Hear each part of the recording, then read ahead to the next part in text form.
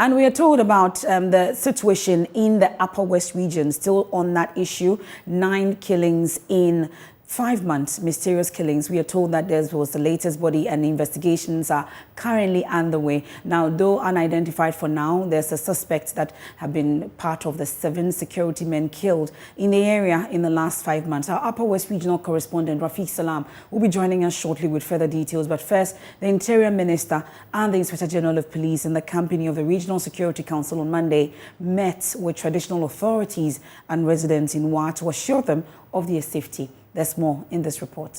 The Inspector General of the Ghana Police Service, Dr. George Akufu-Dampare, on arrival in the Wa municipality, first paid a courtesy call on the Upper West Regional Minister, Dr. Hafiz bin Sali.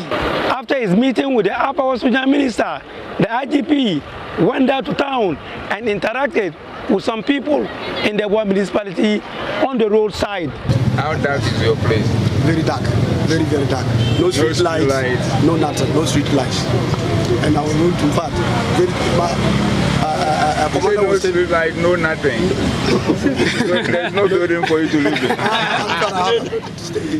But if I say nothing, at least you understand. I understand. Yes. Because you are my teacher, so I understand. Very well. The overlord of the Wallet traditional area, Navuseni City People the 4th, in his meeting with the IGP, did not mince words on the poor state of the region's security. The one-hour speech was articulated in a statement by his spokesperson, Nakadir Ibrahim. When you realized the killings were getting one too many, you sent a team of investigators to support the Criminal Investigation Department within the police service in the region. When again the police service in the region got overwhelmed by the increasing spate of killings, you sent more men to beef up the number of your men on the ground. Admittedly, however, upon hindsight, one can describe the actions not only as knee-jerk reactions, but also as too little, too late. The Wall overlord opined that the recent spate of murders has exposed the weakness and vulnerability of the country's security services. The Upper West region, so close to the borders of the country, should have been adequately catered for in terms of security, particularly in these turbulent times. These killings have exposed our insecurity, our nakedness, and our vulnerability. Mr. IGP, this is a wake-up call. The Upper West region needs more permanent men on the ground immediately. This should be accompanied by adequate logistical support. We also expect a shake-up within the rank and file of men and women in the service who have overstayed their welcome in the Upper West region. It was revealed that one suspect was arrested by a search party and handed over to the police. The winner in this case is called on the police to do a thorough job in order to get to the bottom of the matter.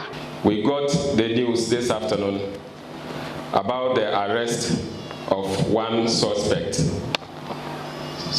Highly suspected by the people to be behind, if not all, but some of these atrocities that have been committed against us unduly. The Inspector General of the Ghana Police Service, Dr. George Akufu-Dampare, in an interaction with residents outside the palace, stated that despite the perception that the police were slow, they were up to the task. So already every security agency is involved in this exercise we are doing. But as a lead agency, we take full command and responsibility and make sure that we deepen it to the level that will keep you so safe. That's why you could see all the motorbikes, all the personnel, and the undercover special intelligence teams, the undercover special investigation teams working day and night with most of you in the communities. Now some of you have seen some of them dressed as if they work in the market, as if they work at the shops, all towards getting to the bottom of this matter. Dr. George Dampare said they are working on the quiet and with little noise, and hence the success. If we are not committed, we will come have speeches and 3 seconds we are somewhere else. But because we are committed, we talk less. We want our work to speak for us. Because what the people want to hear is not talking. What the people want to hear is not casting insinuations. What they want to hear is that you've done your best to protect us. You've done your best to protect our properties. You've done your best to make our community safe for us to live our life. And that is what we are committed to.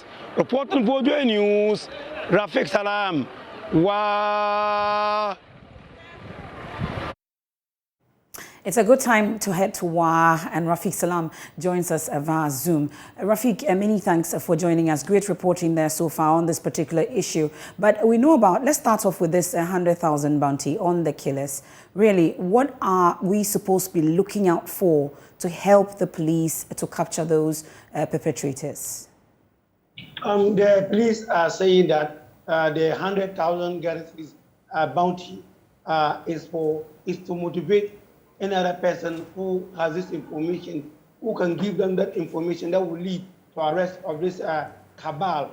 And so they're thinking that they think that the 100,000 guarantees is motivational enough for them, for anybody to come forth with that information. But they're also ready to protect your identity. Okay, but we haven't given any specifics in terms of what to look out for with these perpetrators beyond just giving information that you think could help the police. That's what they are thinking, because they think that security is a shared responsibility, and so it is up to the community members. They are there, and even they are even coming out this trying to use this mantra: see something, say something. At least whatever that you see in the community, at least let the security agencies, let the police know, and they are prepared to hide your identity. Okay, well, but let's talk about the latest discovery of this man. Over the weekend, which we're told about a man who was found in a shallow grave.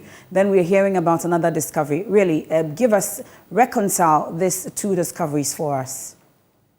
The man that was discovered, the lifeless body that was recovered around the Napobokole extension happens to be Seydou Baga, alias the Kuli. He was the one that was uncovered last Sunday. But today, the person that they saw on that shallow grave around an uncompleted structure, which is supposed to house the Upper West, that's the Upper West High Court complex, is somebody that is yet to be identified. But he is generally a new person, somebody that nobody knows. It's the first body that they have seen at that particular location, located towards around the Tia Ahmadiyya area. And so they are thinking that this is the first body. And then when they saw the body, they took the body to the Upper West Regional Hospital morgue. That's where they want to see whether they can. That's where they want to do autopsy to find out what actually may have killed him. Okay, I know you've been interacting with one who escaped death narrowly, one of these security men. We'll talk about them, but you've been monitoring that Regional Security Council meeting as well, and the IGP was billed to leave WA today. What's the status of all this? Is the IGP still in this Upper West region? The IGP is supposed to visit all 11 districts, municipalities in the Upper West region. This morning, he went into town. After that, he headed to the famous Bure Esa district. And then I'm told that he will be headed towards the east, Sasala Enclave, before coming back to Jirapa area. That is the information that we are gleaning on. And then tomorrow, he's expected to inspect the project, the uncompleted structure, work on the new regional police headquarters as told for some time. Tomorrow, he'll be doing a tour at that particular area. And before, but let me also tell you that the first body that was uncovered today, some of its parts are not there. The penis, the scrotum, and the heart, and the two kidneys, both of them are missing. And so that is the information that we are having from the Upper West Regional Hospital. And this latest discovery brings the numbers to how many exactly as a last count?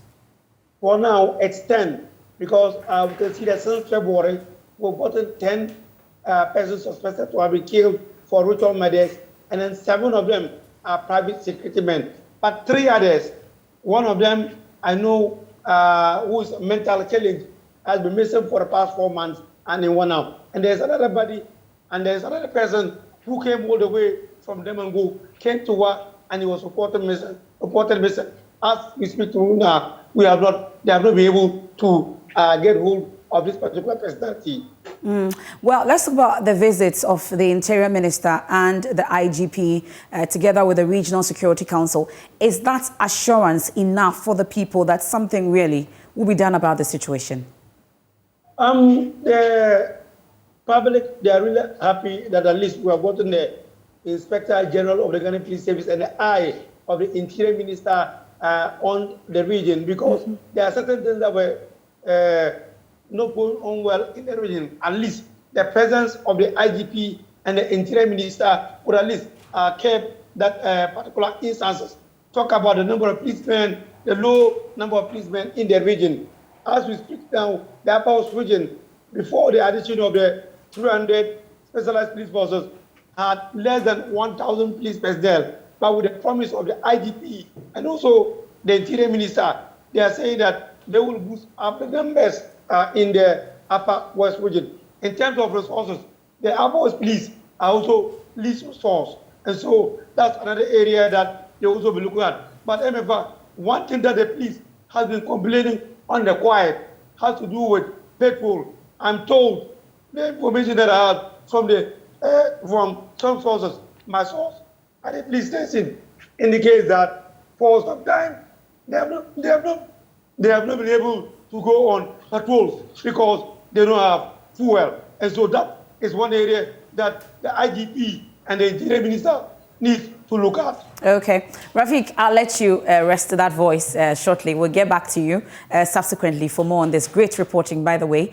on this particular situation. That's my colleague Rafiq Salam. And we've been talking about that 100,000 bounty placed on, or that reward placed by the police for the killing of the numbers of people that are recorded in the Upper West region. Well, on your screens now, I'll be bringing you excerpts of that statement released by the Ghana Police Service. And it talks about the police continuing to maintain law, order and security in one municipality and its environs. Suspect Kankani Adongo, who was arrested on 19 September 2022, is in custody, assisting with the investigation. Well, analysis of intelligence gathered so far suggests that there may be more than one person involved in this heinous crime, and will do whatever it takes to get them arrested to face justice. And then it goes on to say, meanwhile, the Special Purpose Intelligence and Investigation Team, as part of their surveillance during the night of 19th September 2022, recovered a body of a male adult at Bamahu. After the necessary crime scene examination, the body was removed and deposited at the regional hospital Wa, awaiting autopsy. A pathologist from the police hospital is leading a team to Wa as part of investigations into the incident. Well, there's a final part of the statement that says, we continue to urge anyone with credible information that will lead to the arrest and prosecution of the perpetrators to come forward and share it with the police. In line with this, a reward of 100,000 Ghana cedis has been set aside for anyone who provides information in that regard. So that's the statement from the Ghana Police Service. That's all we've heard from the police so far on this, apart from the IGP's walkabout in the Upper West region. Apart from that, we're yet to hear from the police. We're yet to speak to the police on this so far. But meanwhile, the Ghana Bar Association is also calling on the Ghana Police Service to intensify patrols and place security checkpoints at vantage points in the township at night. In the wake of the recent insecurity situation in Wa, they have a number of things they are hoping that will be done by the police in that regard. So that's the full statement from the Ghana Bar Association. They are concerned that as members of the GBA in the region, we deem it fit and necessary to publicly condemn these dastardly acts targeted at watchmen. And we take this opportunity to kindly request the police within the region to intensify their patrols. So they've been also calling on the police to place security checkpoints at vantage points in the township at night. These are portions of the Ghana Bar Association statement. It also goes on to say, we are saddened that in a bid to show their displeasure, some local residents attack shops owned by Nigerians. We unequivocally condemn these acts on Nigerian shop owners in Wa. The GBA Upper West Region is hopeful that police will act swiftly to locate watchmen who have disappeared. In respect of the watchmen whose bodies have been found, we sympathize with the bereaved families and pray that they will be comforted in this difficult moment. That's the Upper West chapter of the Ghana Bar Association. And going forward, they suggest a number of things to be done, that landlords and or property owners who engage the services of these watchmen should provide decent and serene places for them while they are at work. It is also advisable for officers to install CCTV cameras and also ensure at least 2 watchmen are at post each night. The police should encourage the formation of community watchdog groups to assist in the surveillance of the town in the night, as this will help curb crime and these dastardly acts of killing watchmen. So that's the Ghana Bar Association statement there on this particular situation in the Upper West region. Thankfully, we have 2 renowned security analysts joining us on Zoom. I have first Dr. Adam Bona and also Adib Sani. Thank you very much, gentlemen, for your time here on The Pulse tonight. Well, I'll start with you, Dr. Bona. So over the period, this is an issue that you've been following keenly and mentioned a number of things that actually came to pass. But I want to understand, with this bounty that has been placed, what exactly are we expected to look out for? It appears that we're only asking for information, credible information, that could lead to the arrest of these perpetrators. But beyond that, what exactly are residents supposed to be looking out for? Yes, good afternoon, Amifa, and good afternoon to my colleague on the other side, Adib. I do believe that the essence of placing a bounty on, criminals, the head of criminals, is to get people who sometimes are themselves have an idea, or some accomplices, people who have information about, a crime that has been committed, to come forward and share that information. And that has worked very well. In fact, my own intel tells me that has worked very well under this current police dispensation. But, research also points to the fact that this method of trying to get information from, willing and those who would want some benefit, sharing information like that could lead to the arrest of those who commit crimes like this, has worked in many places, in fact, including our own country. And so as far as I'm concerned, there is a very hefty amount of money. If you bring it into dollar terms, it's about $10,000. That's a lot of money for anyone who has information that could lead to the arrest of those who are involved, or probably an individual involved, because they didn't specify. So it means that if I have information that could lead to the arrest of one of them, and that information is credible, then chances are that I get $100,000. I smile to the bank with $100,000, 100,000 cedis, which I think is very good. And so let's hope that this way of enticing those who would have information would work, because it has worked in the past, and I do believe that it is likely to work, depending on the way it is done. Okay, so whilst the IGP and the Interior Minister were in the Upper West region, we are told the IGP is still there, but their presence and the assurance that they've given, would you say that is reassuring enough for the residents, since you know the ground more than we all do? Yes, I do. And I've been in constant touch with the region. I'm an indigene of the region, and I returned from the region just 2 weeks ago. And so I have family all over the region. And so this is a place that is very close to me. And in fact, this morning I spoke to some, chiefs who are also members of the Wala Traditional Council. I spoke to some of them with regards to this incident. And so, yes, I'm very privy to little details and big information. And so I would say that the IGP and his entourage, the police deployment, and that of the Interior Minister's visit has, I would say, produced some amount of magic. Within probably the last 48 hours, they've already, exhumed some persons who. Okay, it appears we're just losing Dr. Adam Bona there. But Adib, let me come to you on this also. 10 killings, as are the last count, as my correspondent puts it. But we are hearing also that the police says it's not really up to that number. From your corner, you've been monitoring this particular situation also in the Upper West region. What are the key learnings for you? What exactly are the takeaways that you've picked up when it comes to the situation?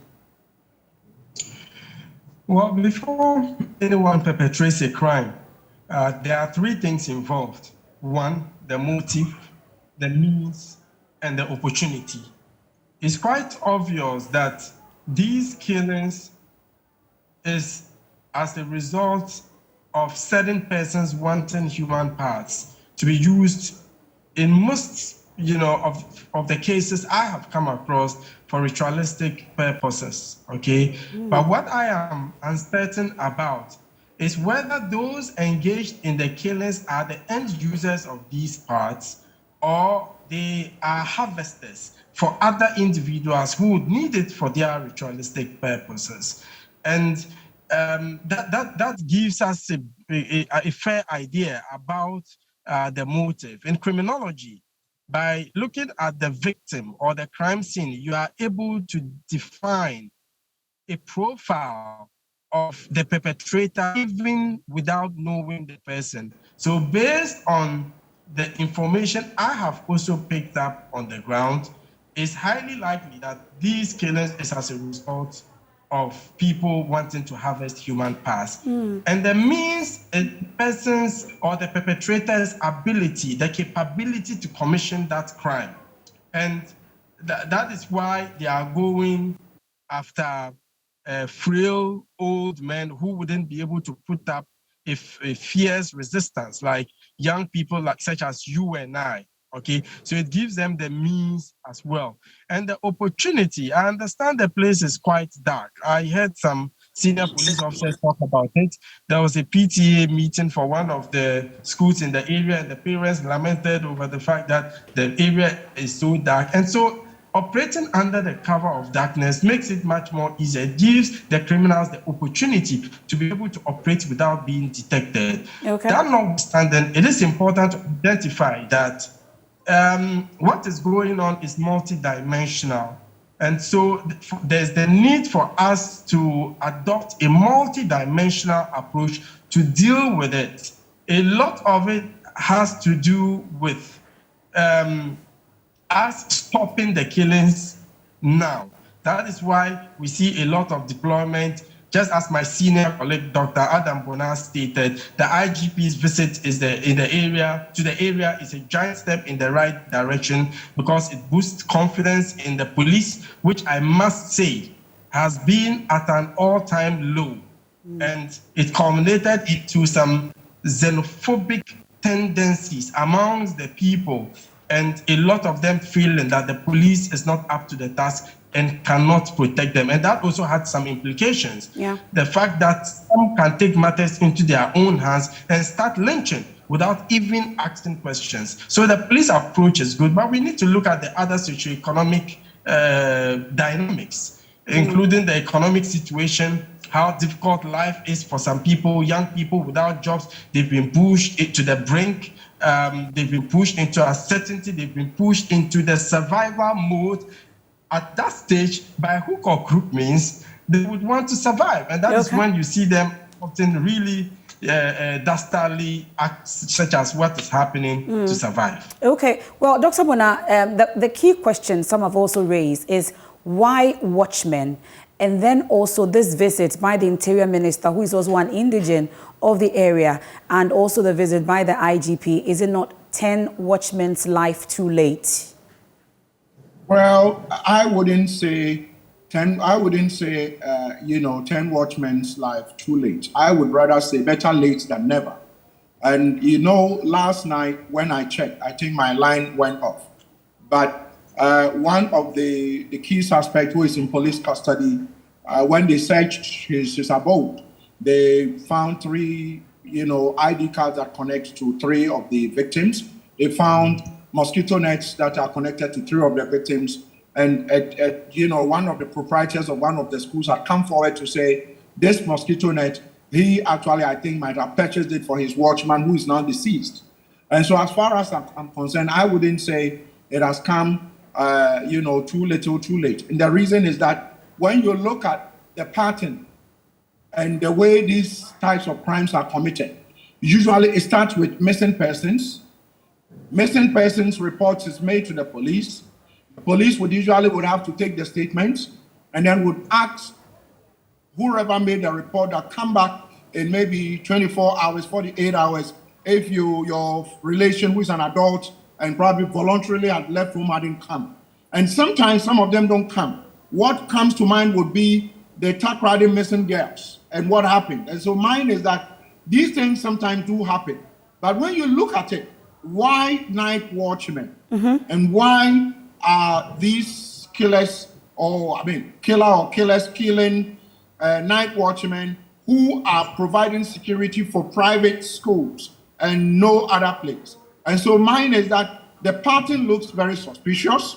And also to say that, we need to begin to also examine people's mental well-being, because then I have intel that the first suspect or one of the key suspects who has been arrested probably has behaved or has done has had some cannibalistic tendencies.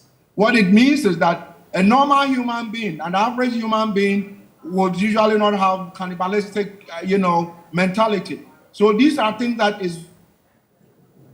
Okay.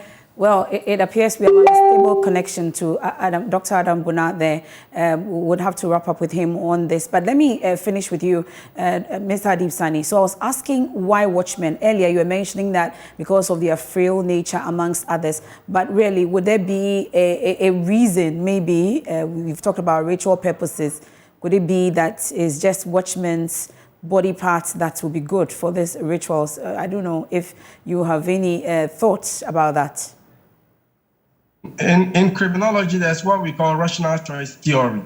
Before a human perpetrates or commits a crime, he's able to compare the risk factors against the reward factors. If he feels that the risk associated with this crime is high, he wouldn't perpetrate. But if the reward is higher than the risk, he would perpetrate the crime. And so criminals have had a tendency to go after soft targets, where they think their work would be made much more easier for them. So I'm not surprised that they are going after these individuals because they are a soft target. But you also asked a very important question, which Rafik touched on, and Dr. Adam Bunah also touched on. What should we look out for? Because we keep hearing, see something, say something. We keep hearing the police also tell us, if you see something wrong, you need to report it. Okay, and let me be specific. And I've done this before. When the see something, say something came, National Security issued a statement to the effect that we need to be alert, we need to be aware. But what does it take to be alert? You know, for perhaps you and I, we would know what to do. How about the people out there? They don't know. So let us get specific. One of the first things we need to look out for is unusual activity. That includes to check out for what we call environmental security. What is where it is not supposed to be? So you see unusual movement within a bush. You realize that perhaps they are not coming to ease themselves. And the manner in which they are moving with tools in the bush, you need to ask questions, okay? Then when you also see people carrying unusual luggage, more like they are carrying yam, we need to ask questions as well. And another thing to look out for is surveillance. When someone comes to your facility and is secretly taking pictures or videos, he doesn't want to be noticed. You see the same individual at the same point over and over and over again, then you need to confront and ask what exactly the person is doing there, or perhaps we call the authorities. And the second thing is overnight riches. And these days, because of the breakdown of our moral fiber, you see young people completing JHS, SHS, they go out one morning, come back home in the evening with a brand new Range Rover or Benz or Toyota Camry, and the parents are proud. They brag to their friends about it. That is my last born. He owns the Camry. What work does he do? Okay, and another thing to look out for is strangers behaving strangely. They've moved into the community very new. They don't work during the day. They work only at night. They drive only unregistered vehicles. That also raises concerns and questions needs to be asked. And the final thing is what we call in criminology, dry runs. Before criminals attack us, they engage more like in a rehearsal to test the security of your facility. So let's say I'm targeting multimedia. What I'll do is to walk into the premises without following protocol, just to see how easy it will be for me to access your studios without being noticed. But once I'm noticed, what I say is, oh, it's a mistake. I was actually going to the next building. We need to ask questions. So by getting to know some of these nitty-gritty, I'm pretty sure you and I can contribute. Like they say, security is a shared responsibility towards protecting our families, our communities, and our nation. That's a very helpful. Thank you very much. But is this a fight that you're sure we can win, that we're not going to get another killing? Well, I won't be here reporting that one more person found or killed with the interventions that we've seen so far from the IGP and the Interior Minister. Sustainability is extremely key. If we are not able to sustain it, I'm sorry to say it would happen again. And like I said, this is a multidimensional issue, which needs a multidimensional approach. We need to address the issue of border security, okay, which still remains very porous. We need education. People would have to learn to invest in security and not be reactive. And my senior colleague, Adam Bona, just asked myself, security entrepreneurs, and asked him, most of our clients who come to us are people who are victims of crime already. We wait until things happen to us before we start looking for solutions. So I would urge Ghanaians, as much as they can, to be proactive and not to be reactive. So together, collectively, we can all support the system. And another important issue to take into consideration is about building trust and confidence. What would make someone call the police line 18555 to report a crime? What is the incentive? Witness protection regime, is it good enough? Wouldn't the criminals know that I gave out that information? So it's a combination of a lot of factors, and we have to take it one at a time. But certainly one thing is for sure, deployment alone is not enough. Brilliant. Thank you so much, Mr. Adib Sani. He's a security analyst. We'll be looking at the war situation.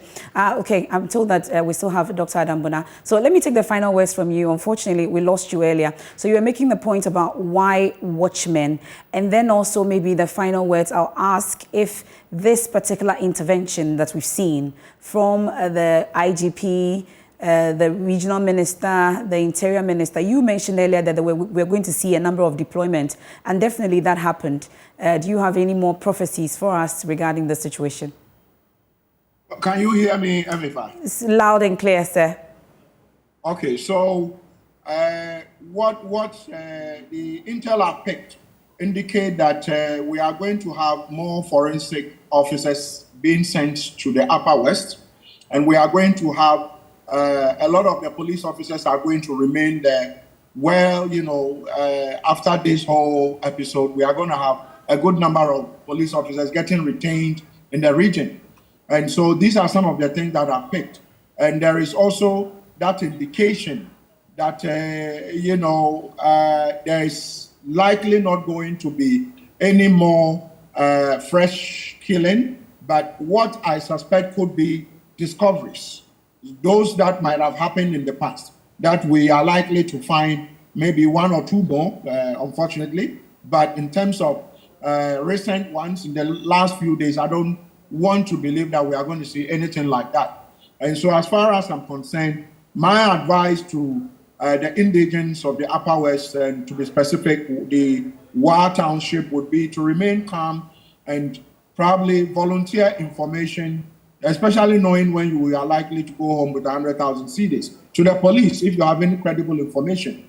And mine is also to see how the Wala Traditional, the overlord of the Wala Traditional Council, the paramount chief and his team, and the police and the citizens of Wa will come together and ensure that calm is brought back to the Upper West region. Because but speaking, not to cut you, but speaking of the Wala Traditional Council, we heard the Wana and the representative raise concern about the non-transfer of police officers who have been in the region for long and familiarity setting in. You don't think that that was a valid issue that should be addressed?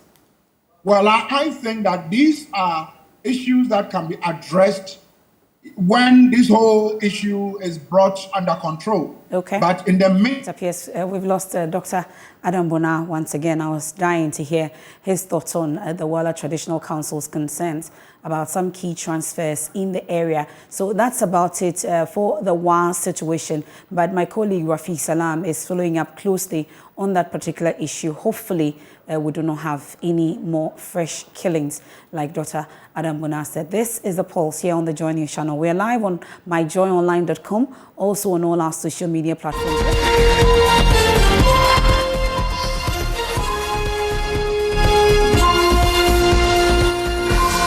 Album and other events.